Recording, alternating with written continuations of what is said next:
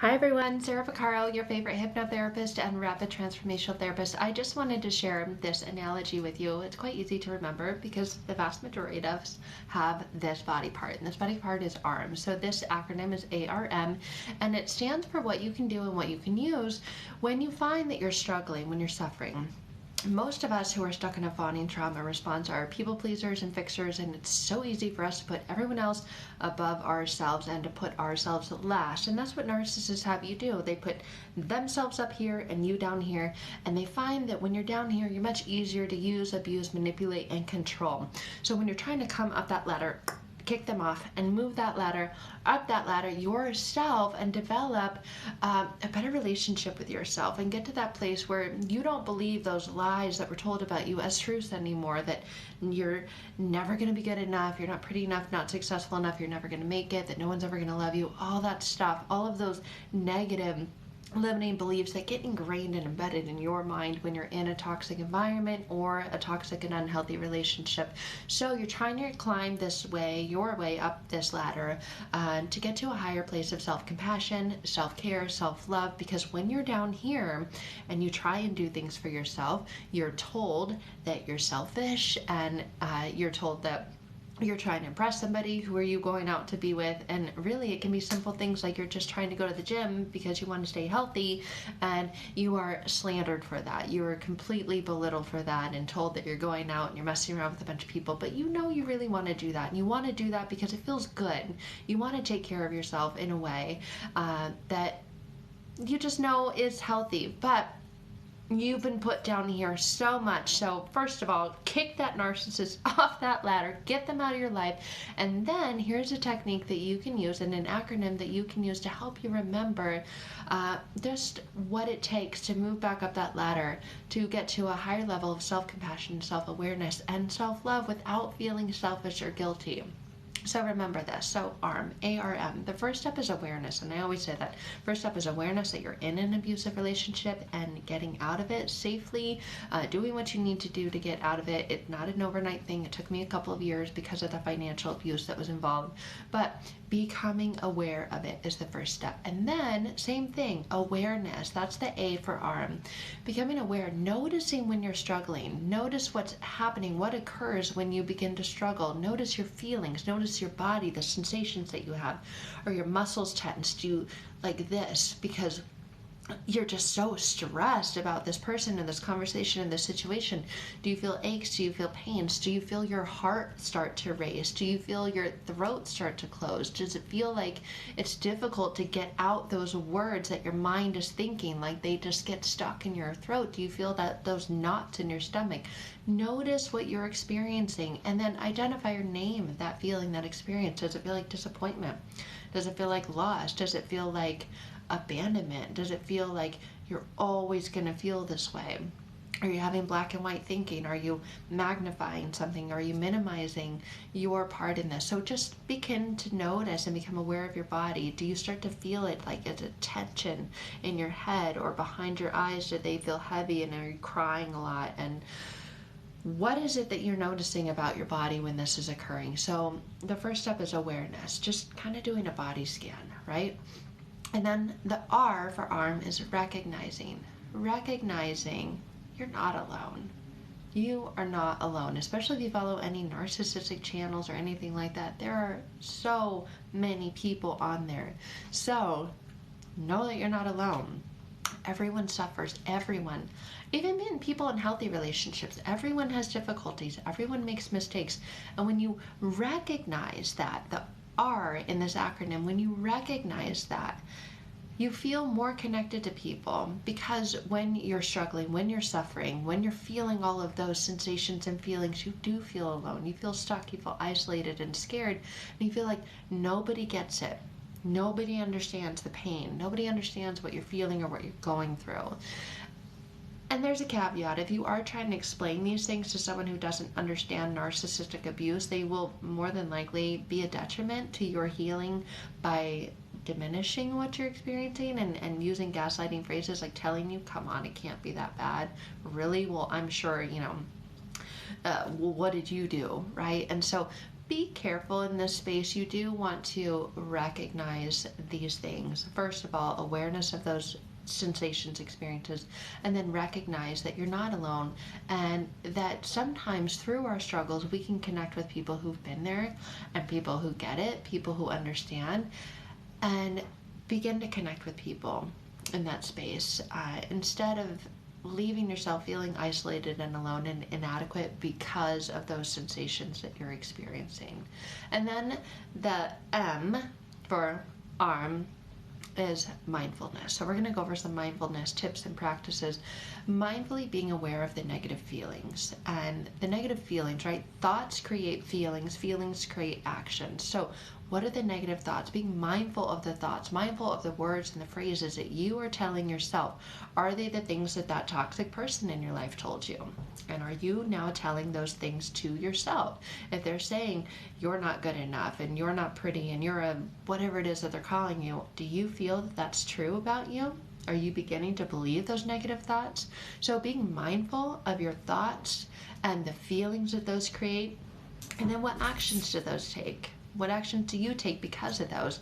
Are you going out and just trying to numb and drink, or go hop online and get into another relationship because you're avoiding those feelings that you're feeling, and you're like, I'm going to show you, I'm going to prove to you, see, somebody wants me, right? All right, that's what I used to do in the past. So being aware and mindful of these thoughts and these feelings with an intention, with a goal in mind to move through them, not to avoid them or not to dismiss them, because avoiding and dismissing them just causes more of the painful feeling that you're trying to allow to process and move through you. So giving them space, being mindful of them, while allowing them not to become your identity and not to define you. A lot of us take this on and we wear it almost like a cloak, and it becomes our identity. I am depressed. I am anxious. Remember the words that follow I am, follow you. I am a loser. I am worthless. I am a piece of crap. Whatever it is. And I know I'm being G-rated here. I'm generally not, but for the sake of this video. So make a list after that when you're mindful and you give yourself space to just be with these thoughts and hear these thoughts and feel these feelings and all of these sensations. Be mindful of them while allowing them not to become your identity or define you. I know that that's hard because there's a lot of unconscious programming going on, that this has been a repetitive thing that's happened. It's not just a one-time thing. But make a list of what actions you can take to begin to connect with yourself, to begin to comfort yourself when you notice that you start to abandon yourself. So you're gonna make a list of all the things that you can do. For me, it used to be go to a yoga class. It used to be go to hiking. Those are still on my list, but now there are more things on that list. Journal. I can listen to music that doesn't have any words, because a lot of times words invoke more feelings and more sensations. So sometimes listening to wordless music, going for a walk, and just picking out and noticing the things that I see. So I've got a blog post on my website about all of these things that you can do, but just pick one or two of those things and stick with that, because sometimes having too much, like you go to a restaurant with a huge menu and it's like, I don't know, there's too many choices. So when you're presented with too many choices, especially if you already feel overwhelmed, it can feel even more detrimental. So make a list of things that you can do to commit to yourself when you are feeling these things, positive things for yourself, and then pick one or two of those and stick to those. And another really important aspect of self-love, it's not just manicures and fake eyelashes and getting your nails done. One of the most important aspects of self-love is standing up for yourself and being assertive. And it's very scary to set boundaries. There's books about how to do it, and most people can read those books and then say, I still struggle with setting boundaries. Well, that's because there's an unconscious belief that you have that you're not worthy or deserving of setting those boundaries, and someone has crossed that boundary so many times that you question your own ability to set that boundary and really implement the consequence that goes along with having it crossed. So That is the number one thing that most people I work with struggle with, because they're afraid of angering people and they're afraid of offending people. And obviously, if you've been with a narcissist or a toxic person, they get really easily angered and offended. So now, anytime you think about setting a boundary, you go, oh, I don't want to make them mad. I don't want them to yell at me. It doesn't feel good to experience any of those things. So, like I said, kick them off the ladder, goodbye, and then work on these arm techniques, the awareness and the recognizing, the mindfulness. And maybe you just grab an app or Insight Timer or Calm or any of those, and you just listen to a guided meditation.